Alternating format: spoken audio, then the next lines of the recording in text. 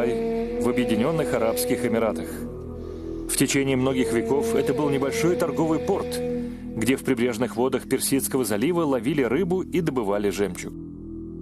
В последние десятилетия благосостояние города резко выросло, благодаря обнаруженной нефти и желанию правителей превратить Дубай в мировой центр. В 2003 году 200 небоскребов были уже построены или находились в стадии строительства. И тогда эмир Дубая Мохаммед ибн Рашид Аль-Мактум отдал простой приказ – построить самое высокое здание в мире.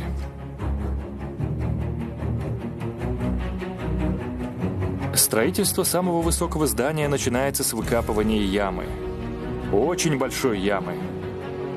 Прошло несколько месяцев с того момента, как дубайский девелопер Эмаар заключил контракт с чикагской фирмой SOM.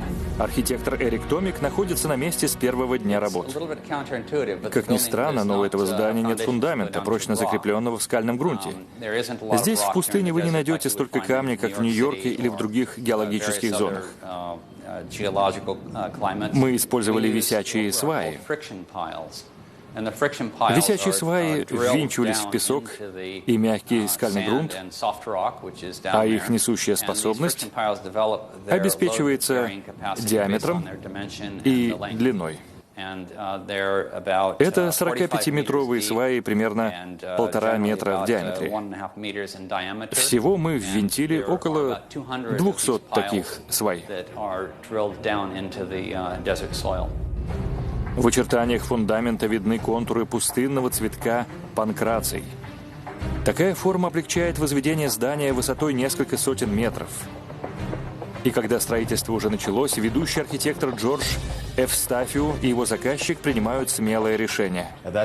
На тот момент в техническом задании на строительство башни стояла цифра 550 метров, что было лишь немногим выше обладателя тогдашнего мирового рекорда башни Тайбэй-101. Углубившись в проект, мы поняли, что можем подняться выше. И после переговоров с заказчиком у нас возникло желание не просто перекрыть мировой рекорд, но сделать это сразу с большим отрывом. После закладки фундамента башня начала стремительно расти. На площадке работы шли 24 часа в сутки, 7 дней в неделю. Дизайнеров, архитекторов, инженеров было около 100 человек, а на площадке каждый день трудились до 12 тысяч рабочих. Раз в 3 дня возникал новый этаж. Но чем выше поднимаешься, тем больше проблем. И главное из них — ветер. Нельзя построить единую башню такой высоты, единой формы. Тогда эффект от ветра будет слишком силен. Колебания станут слишком значительными. Террасы выстраивались по определенному шаблону, поднимаясь по спирали. Форма здания при этом асимметрична. Так ветер создает меньшие колебания строения. И по мере подъема асимметрия меняется, но тоже ползет вверх.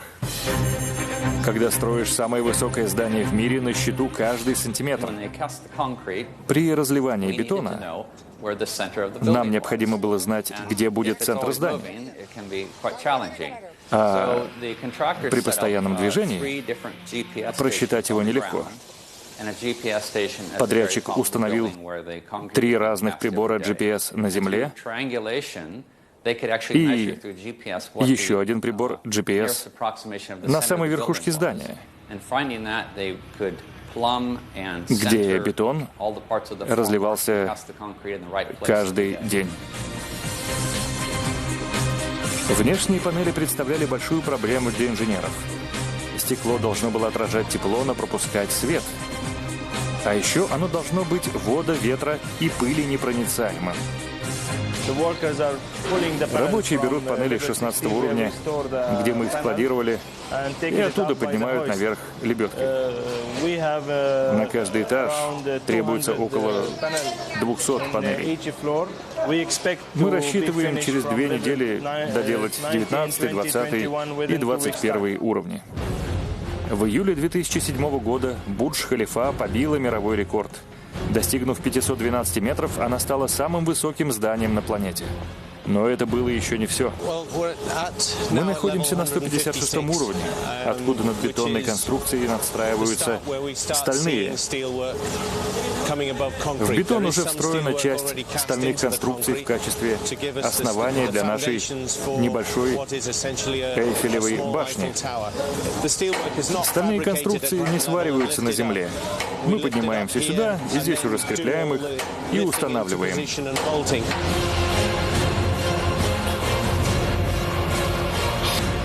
Через несколько недель башня будет закончена. Но есть еще последняя задача. Не самая простая. Подъем стрелы был одной из самых хитрых задач во всей постройке. И одной из последних. Она была интересна сама по себе — поставить 100-метровую трубу. А как поднять 100-метровую трубу на верхушку здания?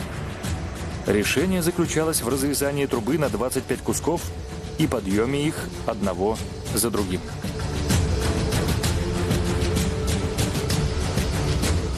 Здание достигло финальной высоты — 828 метров.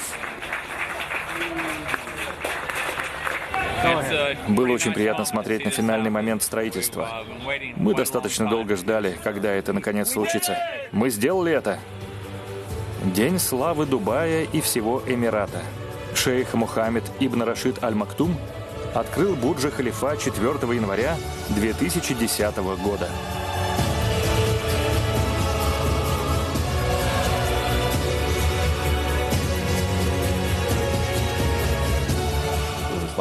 Для меня это был очень волнительный момент. Я вспоминал о том дне, когда мы только размышляли, как она будет выглядеть. 8 лет интенсивной работы, и вот здание стоит под балдахином. От этого зрелища я расплакался.